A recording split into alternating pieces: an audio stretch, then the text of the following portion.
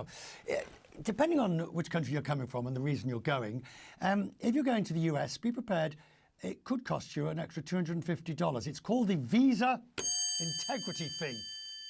It's baked into the so-called Big Beautiful Bill. It's for all visitors who need a non-immigrant visa. So let's be clear, we're not talking about tourists or business travellers under visa waiver, which is most of the EU countries. But if you're going on a student or you're from a country that requires a visa, you pay the fee, and the Trump administration says you may get it back if you're a good visitor. But it's a may, and no one quite clear how that would actually work. The chief executive of the US Travel Association, Geoff Freeman, joins me from Washington. Geoff, this is the last thing you needed, isn't it, eh? The absolute last thing you need. 11 million visas a year are issued for non-immigrant purposes to come and visit the United States, and now there's a $250 fee. Yeah, Richard, if we didn't have enough problems getting international visitors to the United States, we've just made it more difficult with this deterrence fee. I mean, this is a fee, a junk fee that would make Ticketmaster blush. We are going overboard right now in discouraging people from coming. And make no mistake who these visitors are. These are visitors from Brazil, from Argentina, from other parts of South America, from parts around the world where visas are required. We've just added $1,000 for a family of four who otherwise would have spent that money at small businesses. They otherwise would have spent that money in the U.S. economy. And instead, they're giving it over to the government in some cynical way to reduce the American deficit. It's extremely disappointing.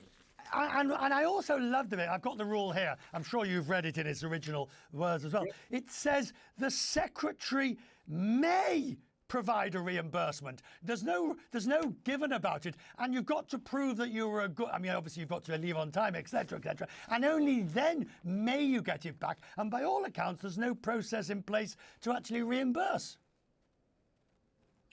Let's understand what happened here. This was not a thoughtful exercise. We had this bill go through Congress. They needed to come up with new forms of revenue, and somebody thought it would be a good idea to tax foreign travelers coming into the country. Already, we are not back to pre-pandemic numbers when it comes to visitors to the United States. These are people that want to come for the World Cup. They want to come for America's 250th birthday. They want to come for the Olympics in 2028. The biggest deterrent to visiting the United States right now is cost. And somebody in Congress thought it would be a good idea to increase those costs. I couldn't think of a more imbecilic thing for us to be doing right now. Geoff, I know it's a tricky issue and people don't want to be sort of criticizing policies. I'm aware of it. I get it. But the numbers are starting to weaken quite considerably inbound. Yes, we can massage them in the summer and they're looking a little bit better because people will come. But by and large, when I say people are shunning the United States, you know what I mean.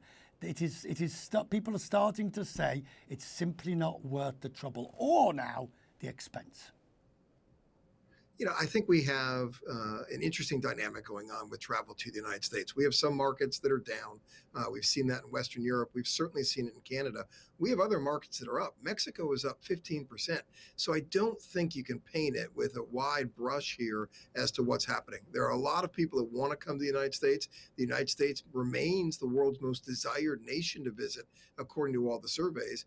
But you're right, Richard, that in some markets around the world, they're not traveling to the U.S. in the numbers they used to, let alone the numbers we aspire to get to. We've got to make sure the U.S. is welcoming. We let people know what our policies are, what our procedures are. We've got to remove unnecessary fees, not add them. Heck, when it comes to visas, we're now charging people to wait 100, 200, 300 days just to get an interview for a visa. It's these types of obstacles we have to remove to make the U.S. competitive. I'll say this, the White House has been outspoken about making the World Cup a success, about making the Olympics a success. In this instance, the problem did not come from the White House. This was an imbecilic approach by somebody in Congress who thought it would be a good idea to create some new form of revenue on the backs of the people who want to do nothing more than support the U.S. economy. Well, no doubt where you're standing on this, and we're grateful to have had you on the programme tonight, and we'll talk more. It's always good to see you, sir. Questme's Business Review puts such an emphasis on travel and tourism for a good reason. It's the largest single industry in the world, and it deserves proper coverage. Thank you, sir, for joining us. I'm grateful.